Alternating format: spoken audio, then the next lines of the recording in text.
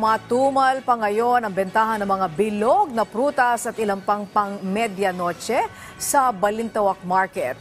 Kaya naman pa ng ilang magtitinda, sulitin na ang pamimili ngayon habang hindi pa sila nagpapatupad ng taas presyo. Si Bien Manalo sa sentro ng balita.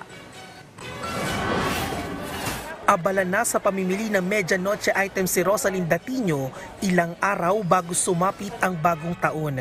Aniya, mas makatitipid daw siya kung mas maaga siyang mamimili at hindi na makikipagsabayan pa sa dagsa ng mga mamimili sa last-minute shopping.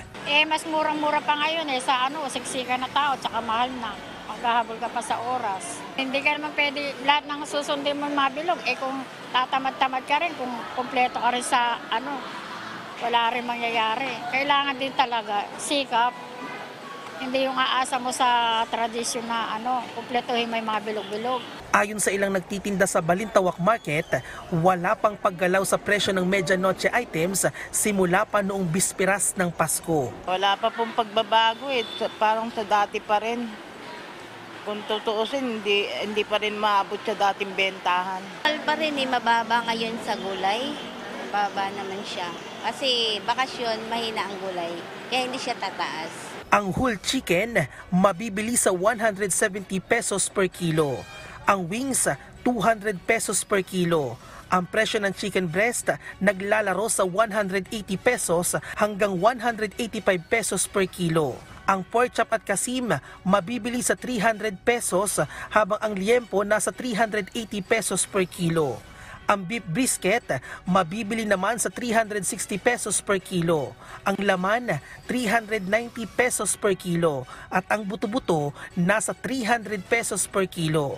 Ang presyo ng bangus, naglalaro sa 200 hanggang 240 pesos per kilo.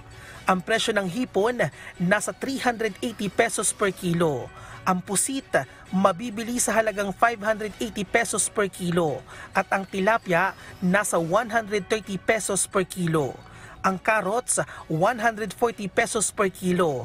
Ang sibuyas, 160 pesos per kilo.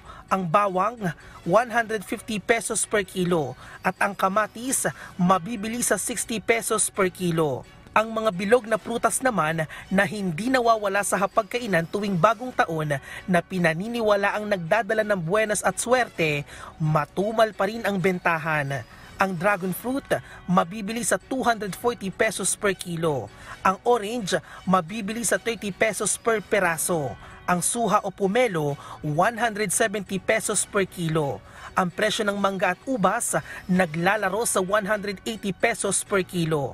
At ang seedless grapes, mabibili ng 250 pesos per kilo.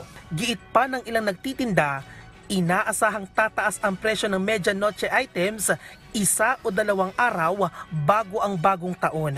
Bago magbagong taon, tataas yan sigurado ko. Lalo na yung mga prutas na yan. Kasi nga, wala nga masyadong biyahe. Wala nga masyadong dating. Kaya tumataas ang mga bilihin.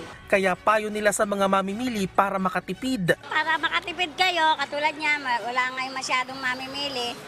Makakaiwas na kasi kayo sa maraming tao, makakamura pa kayo kung ngayon kayo mamimili hanggang bago magbagong taon. Samantala, nauna nang tiniyak ng Department of Trade and Industry o DTI sa publiko na mananatili o walang magiging paggalaw sa presyo ng medianoche items maging sa presyo ng basic necessities at prime commodities hanggang sa bispiras ng bagong taon. Bien Manalo para sa Bayan.